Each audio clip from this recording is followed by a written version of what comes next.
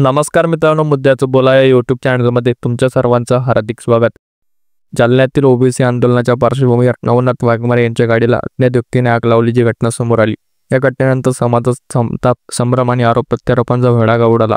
ABP माझाच्या या घटनेवरील post शेकडो comments मिळाल्या. काहींनी स्पष्टपणे म्हटलं की वाघमारे यांनी स्वतःची जुनी गाडी जाळली, कारण हाकीप्रमाणे नवी गाडी समाजाकडून मिळावी अशी अपेक्षा होती. 60,000ची जुनी आल्टो जाऊन सिद्धी मिळवायचा प्रयत्न आहे असं अनेकांचं मत नोंदवलं. दुसऱ्या बाजूला काहींनी यामागे मनोज जरांगे यांचे समर्थक, निजाम अवलाद की राजकीय गटांचे हात असल्याचं म्हटलं. हे मराठ्यांचं काम नाही, आमच्या समाजात कोणीही असं करणं शक्य नाही, हा कट आहे, अशा प्रतिक्रिया मोठ्या प्रमाणावर दिसल्या. अनेकांनी वाघमारे यांच्यावर आरोप ठेवत म्हटलं की प्रसिद्धीसाठी आणि सहानुभूतीसाठी त्यांनीच गाडी पेटवली. काहींनी थेट मनोज जरांगे समर्थकांची खेळी असल्याचं म्हटलं. दंगल घडवण्यासाठी मुद्दाम आग लावली असं देखील कमेंट वाचायला मिळाल्या. जातीजातीत भांडण लावून राजकीय पोळी भाजली जात आहे असा रोष व्यक्त केला. बऱ्याच कमेंट्समध्ये या घटनेचा जाहीर निषेध करण्यात आला. विचारांची लढाई विचारांनी लढली पाहिजे, गाडी जाळून नाही. अशा नालायक लोकांवर कठोर कारवाई झाली पाहिजे अशा प्रतिक्रिया अनेकांनी नोंदवल्या.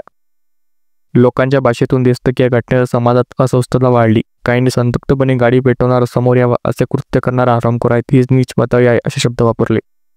या घटनेने ओबीसी आंदोलनाच्या गांभीर्यावर प्रश्नचिन्ह उभं केलं आहे. वाघमारे यांची गाडी खरंच अज्ञानाने जाळली की प्रसिद्धीसाठी स्वतः नाटक होतं, याचं सत्य तपासाआधी समोर येईल. पण सोशल मीडियावर उठवलेलं वादळ बघता जनता आता फक्त उत्तर मागते आहे, दोषीवर कारवाई झाली पाहिजे.